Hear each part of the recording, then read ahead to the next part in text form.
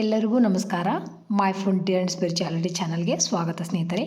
ಓಂ ಆದಿತ್ಯಾಯ ವಿದ್ಮಹೆ ಮಾರ್ತಾಂಡಾಯ ಧೀಮಹಿ ತನ್ನೋ ಸೂರ್ಯ ಪ್ರಚೋದಯಾತ್.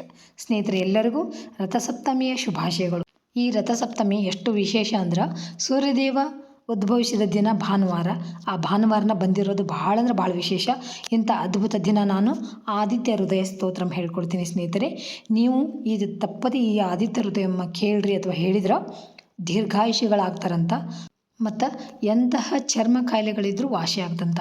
ಅಂಥ ಅದ್ಭುತವಾದಂಥ ಈ ರಥಸಪ್ತಮಿ ದಿನ ಸೂರ್ಯ ಸ್ತೋತ್ರಗಳು, ಮಂತ್ರಗಳನ್ನು ಮತ್ತು ಆದಿತ್ಯ ಸ್ತೋತ್ರವನ್ನು ತಪ್ಪದೇ ಪಾರಾಯಣ ಮಾಡಿರಿ. ಸ್ನಾನ ಮಾಡಬೇಕಾದ್ರೆ 7 ಎಕ್ಕದ ಎಲೆಗಳನ್ನು ತಲೆ ಮೇಲೆ 1, 2 ಭುಜದ ಮೇಲೆ 2, ತೊಡೆ ಮೇಲೆ 2, ಪಾದಗಳ ಮೇಲೆ ಇಟ್ಕೊಂಡು ಸ್ನಾನ ಮಾಡಿರಿ. ಆನಂತರ ಈ ಒಂದು ಸ್ತೋತ್ರವನ್ನು ಹೇಳಿದ್ರೆ ಆ ಸೂರ್ಯನಾರಾಯಣನ ಅನುಗ್ರಹ ಸದಾ ಕಾಲ ನಮ್ಮ ಮೇಲೆ ಇರ್ತೈತಿ. ಬರೀ ಸ್ತೋತ್ರ ಯಾವ ಥರ ಐತಂತ ನೋಡೋಣ. ಶ್ರೀ ಆದಿತ್ಯ ಹೃದಯ ಸ್ತೋತ್ರಂ. ತಥೋ ಯುದ್ಧ ಪರಿಶ್ರಾಂತಂ ಸಮರೇ ಚಿಂತಯಾ ಸ್ಥಿತಂ ರಾವಣಂ ಚಾಕ್ರತೋ ದೃಷ್ಟ್ವಾ ಯುದ್ಧಾಯ ಸಮುಪಸ್ಥಿತಂ ದೈವತೈಶ್ಚ ಸಮಾಗಮ್ಯ ದ್ರಷ್ಟುಮಭಾಗ್ಯತೋರಣಂ ಉಪಾಗಮ್ಯ ಬ್ರವೀದ್ರಾಮ ಮಗಸ್ಥೋ ಭಗವಾನ್ ಋಷಿ ರಾಮ ರಾಮ ಮಹಾಭಾವೋ ಶೃಣುಗುಹ್ಯಂ ಸನಾತನಂ येन सर्वानरिन्वत्स समरे विजयस्ससि आदित्यहृदयं पुण्यं सर्वशत्रुविनाशनं जयावहं जपे नित्यम् अक्षयं परमं शिवं सर्वमङ्गलमाङ्गल्यं सर्वपापप्रणाशनं चिन्ताशोकप्रशमनं मायुर्वर्धनमुत्तमम् रश्मिमन्तं समुद्यन्तं देवासुरनमस्कृतं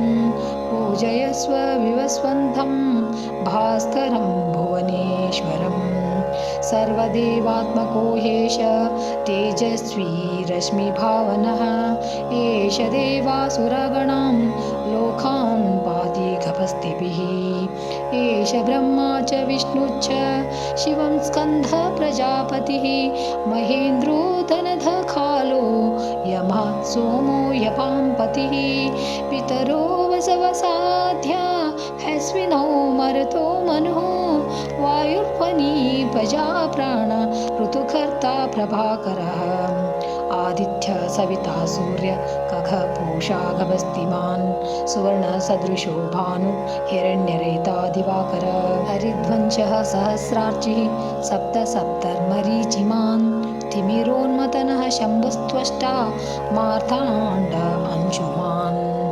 हिरण्यगर्भः शिशिरस्तपनो भास्करो रवि अग्निगर्भोदिति पुत्रः शङ्खशिशिरनाशनः व्योमनाथस्तमो वेदी ऋग्भुजुसामपारगः घनवृष्टिरपां मित्रो विन्ध्ये विधिप्लवङ्गमः आतपी मण्डली मृत्युः पिङ्गळः सर्वतापनः कविर्विश्वो महातेजा रक्तः सर्वभूद्भवः नक्षत्रग्रहताराण मदिभो विश्वभावनः तेजसामपि तेजस्वी द्वादशात्मन्नमोऽस्तु ते नमः पूर्वाय गिरये पश्चिमायाद्रये नमः ज्योतिर्गणानां पते दीनाधिपतये नमः जयाय जयभद्राय हर्यश्वाय नमो नमः नमो नमः सहस्रांशो आदित्याय नमो नमः नमः उग्राय वीराय सारंगाय नमो नमः नमः पद्मप्रबोधाय मार्ताण्डाय नमो नमः ब्रह्मेशानच्युतेशाय सूर्यादित्यवर्चसे भास्वते सर्वभक्षाय रौद्राय वपुषे नमः तमोघ्नाय हिमग्नाय शत्रुघ्नाय मितात्मने कृतघ्नघ्नाय देवाय ज्योतिषां पतये नमः तप्तचामिकराभाय वह्नये विश्वकर्मणे नमस्तमोभिन्नग्नाय रुचये लोकसाक्षिणे नाशयत्येष वैभूतं तदेव सृजति प्रभुः पायतेष तपत्येष वर्षथेष गवस्तिभिः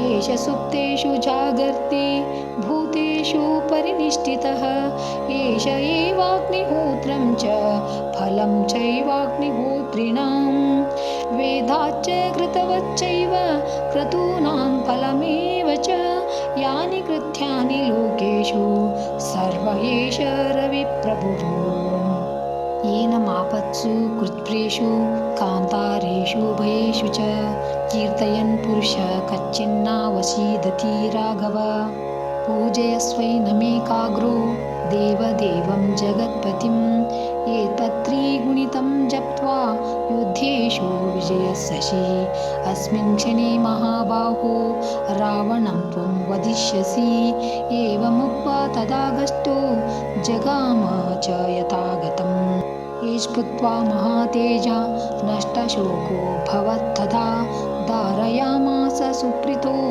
राघव प्रयतात्मवान् आदित्यं प्रेक्ष्य जप्त्वा तु परं हर्षमवाप्तवान् त्रिराचम्य शुचिर्भूत्वा धनुरादाय वीर्यवान् रावणं प्रेक्ष्य रुष्टात्मा युद्धाय समुपागमत् सर्वयत्नेन महता वधे तस्य धृतोऽभवत् अथ रविरवदनिरीक्ष्य रामं मुदितमना परमं प्रहृष्यमाणः निशिचरपति संशयं विदित्वा सुरगणमध्यगतो वचस्त्वरेति इति श्री ಆದಿತ್ಯಹೃದಯಂ ಸಂಪೂರ್ಣಂ ಶ್ರೀಕೃಷ್ಣಾರ್ಪಣಮಸ್ತು. ನೋಡಿದ್ರಲ್ಲ ಸ್ನೇಹಿತರೆ, ಎಷ್ಟು ಅದ್ಭುತವಾದಂಥದ್ದು ಅಂತ. ನೀವು ಹೇಳಿ, ಆಗ ಸೂರ್ಯನಾರಾಯಣನ ಕೃಪೆಗೆ ಪಾತ್ರರಾಗ್ರಿ. Thanks for watching. ಎಲ್ಲರಿಗೂ ನಮಸ್ಕಾರ. ಜೈ ಶ್ರೀ ಕೃಷ್ಣ.